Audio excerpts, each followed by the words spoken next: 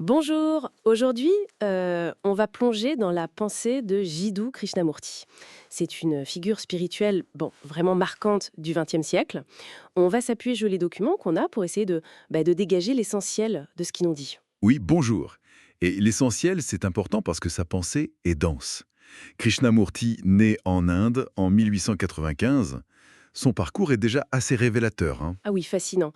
Repéré très jeune par la société théosophique, carrément comme un futur instructeur du monde. Exactement. Et puis, coup de théâtre, il dissout l'organisation qu'on avait créée pour lui, il rejette toute autorité spirituelle organisée. C'est ça, avec cette phrase célèbre, la vérité est un pays sans chemin.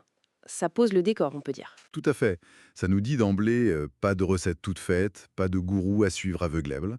La découverte, elle doit être personnelle. Et c'est ça qui est intéressant, je trouve. Ça nous pousse à regarder de plus près ces idées sur la conscience, sur la liberté intérieure. Justement, parlons-en. Un concept qui revient tout le temps dans les textes, c'est cette idée de libération intérieure. Il suggère qu'on est tous conditionnés par notre culture, notre éducation, nos expériences. Absolument. Conditionné par des tas de schémas hérités, souvent inconscients. Et pour s'en défaire, il propose une méthode, si on peut dire. L'observation lucide. Ouais, c'est ça. Observer son propre esprit, c'est ça. Mais attention, observer sans jugement. C'est ce qu'il nomme l'observation sans choix, ou choiceless awareness en anglais. L'idée, c'est de regarder nos pensées, nos émotions, nos réactions comme elles viennent, sans les classer direct en bien ou mal. Ah oui, sans les comparer non plus à un idéal, à ce qu'on voudrait ressentir. Exactement. Ne pas juger le jugement lui-même, mais juste le voir. Voir le mécanisme. C'est une approche assez radicale, en fait. Radical, oui. Et ça paraît difficile. On est tellement habitué à analyser, à évaluer tout, tout le temps. Surtout face à des émotions fortes, la colère, la peur. Mais oui, c'est le défi.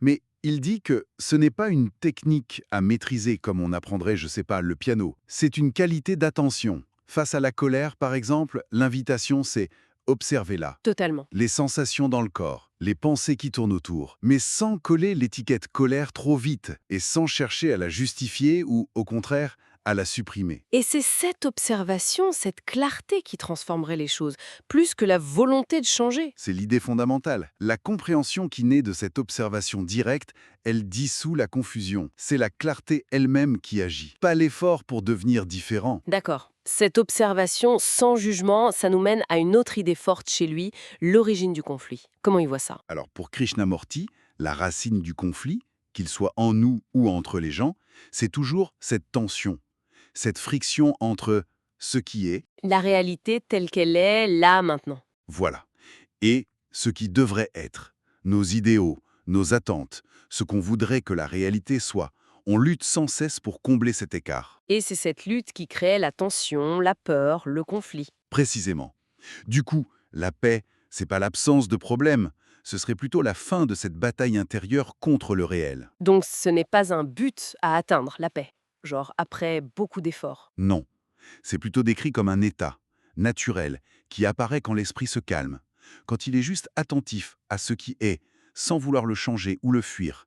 C'est l'acceptation profonde du moment présent. Et ça fait écho à sa vision de l'amour d'ailleurs. Ah, oui, l'amour véritable.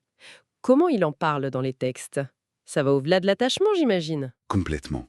Pour lui, l'amour dont il parle est purifié, disons, sans possessivité, sans jalousie, sans dépendance, sans recherche de sécurité. Il dit que ça ne peut émerger que quand on se comprend vraiment soi-même, et surtout quand la peur disparaît. La peur qui vient de l'ego, du moi. Oui, ce moi avec ses besoins, ses blessures, ses craintes pour l'avenir. Quand ce moi commence à s'effacer grâce à l'observation lucide, justement, alors l'amour et la compassion ne sont plus des choses à viser, mais juste l'expression naturelle d'un être qui est, en quelque sorte, libéré. C'est une perspective exigeante, c'est sûr. Ça bouscule nos habitudes de pensée. D'ailleurs, il ne voulait pas de disciples, hein. Ah non, surtout pas. Son message, c'était toujours « En effet, découvrez par vous-même. Ne me croyez pas sur parole, ne suivez personne. C'est là qu'intervient cette phrase forte. Vous êtes le monde et le monde est vous. Ça suggère quoi? » Une responsabilité? Une connexion? Les deux, sans doute. Une interconnexion profonde et une responsabilité. Ce qui se passe en nous n'est pas séparé de ce qui se passe dans le monde. Donc pour résumer un peu ce qu'on a vu dans ces extraits, Krishnamurti met vraiment l'accent sur la conscience de soi. Une conscience qui s'éveille par l'observation directe, attentive, sans jugement. C'est ça la voie vers la liberté intérieure, la fin du conflit, une compréhension plus profonde de la vie. Et surtout, indépendamment de toute autorité extérieure. C'est une exploration vraiment riche. Pour finir, peut-être une question qui reste, inspirée par tout ça. Si cette observation sans choix est si cruciale pour voir ce qui est, à quel point est-ce que nos jugements constants, nos désirs, façonnent, peut-être même déforment, notre perception du monde et de nous-mêmes à chaque instant? Voilà une piste de réflexion.